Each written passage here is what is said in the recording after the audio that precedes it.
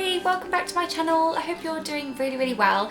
For those of you who don't know me, I am Hayley. I am a first-time mum. I'm 27 years old. Feels weird to say that.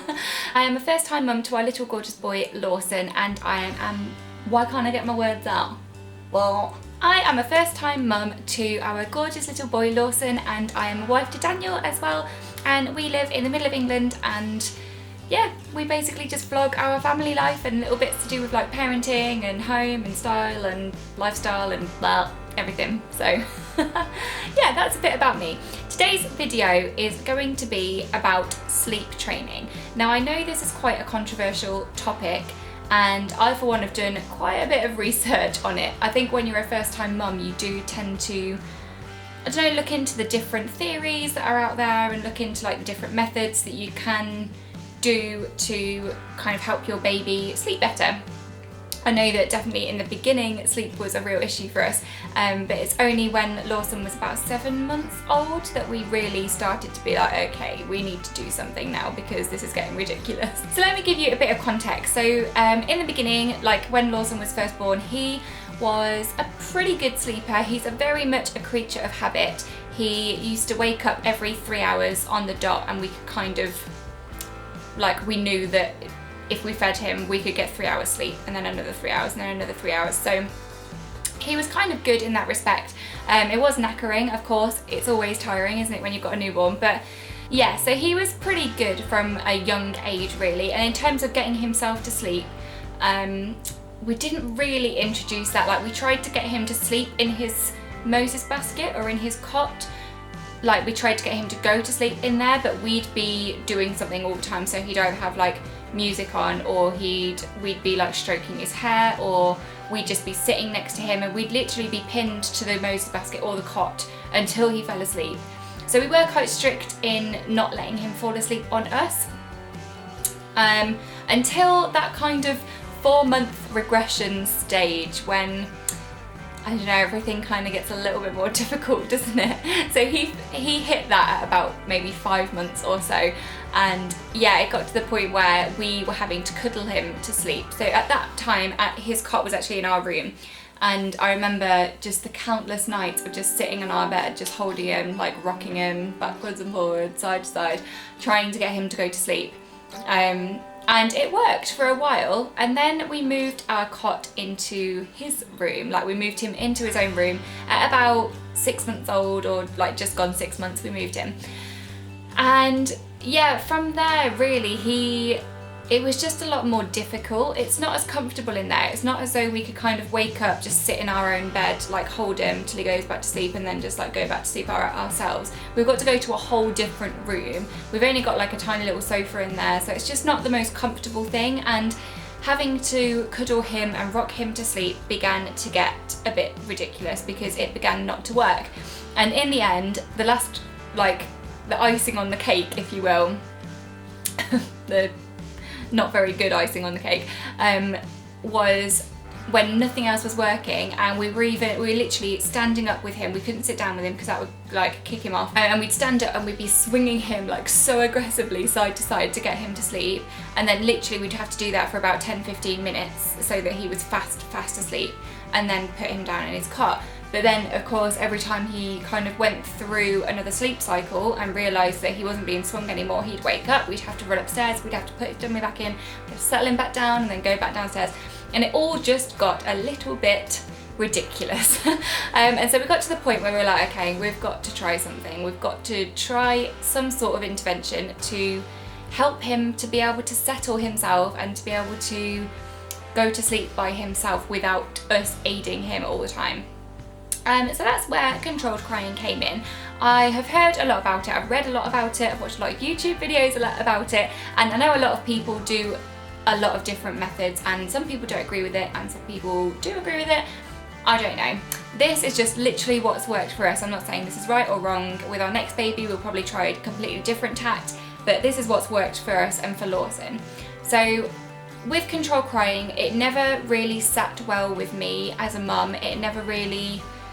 I never felt okay just leaving my baby to cry. It always felt heart-wrenching. It was horrible. And so for that reason, normally with the controlled crying method, you kind of leave it 2 minutes, then 3 minutes, then 4 minutes, and you kind of increase your time. I didn't want to do that because I just thought he's just going to get more and more worked up, and I don't want that for him. So yeah, we set a rule that in the beginning we were going to leave him for 2 minutes and no longer than 2 minutes. So if he was crying and really screaming, after 2 minutes we'd go in, we'd keep him in his cot, and we'd just like rub his belly, we'd shh him and try and just calm him down. Now after, just a little disclaimer here, I think after probably about 5 days of this, if he got really worked up, we did actually introduce picking him up, just calming him down and then putting back in his cot awake still, but just introducing that cuddle, just so, I don't know, because the whole keeping him in his cot thing wasn't really working and he was just getting very worked up, and I didn't like that. So we did introduce a kind of pick up, calm him down, get him into a state where he can go back to sleep, and then put him back down. Even if he kicks off straight away again, he's at least had a little bit of comfort. So I think in general we were quite gentle with it. We weren't kind of, we did just follow Lawson, like we didn't go by a book or anything like that. We just followed our instincts and followed Lawson and tried the best we could. Let's talk about the first week that we were doing it, because it was horrendous. The first night it took about, I think, 1 hour and 40 minutes for Lawson to actually go to sleep, and we were in and out every 2 minutes trying to calm him down. The second night I think it was very similar. The third night very similar again. I think that's probably when we introduced the cuddling, because then when we did that it significantly reduced, and it started to be like 40 minutes, half an hour, 20 minutes, and then yeah, it kind of reduced, but during that time as well, his actual sleep during the night was atrocious. He would be up, like we had him in our bed, like during the night so many times that week, because he would just be up every hour, every 2 hours, just like really upset. And I think, I don't know, for Lawson, if we put him to bed and he was really upset going to bed, he will still wake up in the middle of the night and be upset. So we just didn't want that for him, so that's why we introduced the cuddles as well, just to offer that bit of comfort. And as soon as we did that, he started sleeping right the way through and going down a lot easier as well. I should say as well that we did this at nap time as well. During the day, I still continued to do the controlled crying method that we'd been doing, so leaving it 2 minutes. And it worked really well in nap time as well, so we stayed consistent through nap time and sleep time. So after about a week, Lawson was kind of starting to get the hang of it, and we thought, okay, we can probably leave him for 3 minutes now. So we increased the time by a minute, just because sometimes after 2 minutes, Lawson would kind of be on the way to settling himself back down, and then if we walked in, it would set him off again, he'd get upset. So we were like, okay, let's just leave it a minute longer and see whether in that minute he could settle himself down. And lo and behold, he did. So he's learned really well to settle himself down. He can put his dummy back in his mouth now, which helps so much. And yeah, basically it's got to the stage now where we can like put him in his cot, say goodnight baby, give him lots of like loving bedtime cuddles and things like that. Put him in his cot, say goodnight baby, walk out the door, and he might roll around and sort of babble to himself for about half an hour, but we don't have to be there for that. Like, he's just entertaining himself. And yeah, then like probably I would say 8 times out of 10 he's settling himself down and he is going to sleep by himself without us being there. So when it goes quiet, we tend to like go upstairs and just check that he is asleep and that he's okay. So yeah, it's just made our lives so much easier. We've got our evenings back again. And I think for the horrible 2 weeks that we had whilst introducing this method and whilst Lawson was learning to sort of settle himself back down, it was horrendous, but it's been so worth it for us. Like, it really has worked, and I didn't think it would, because Lawson doesn't tend to go by the book on things at all.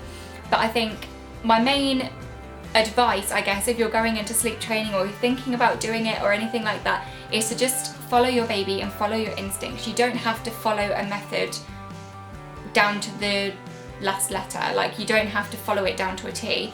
You can tweak it and adapt it to make it suitable for your baby and for your child and for you and your like emotions as well, because it is hard going, letting your baby cry and listening to them cry. It's so hard, but I don't know, for us it has been worth it.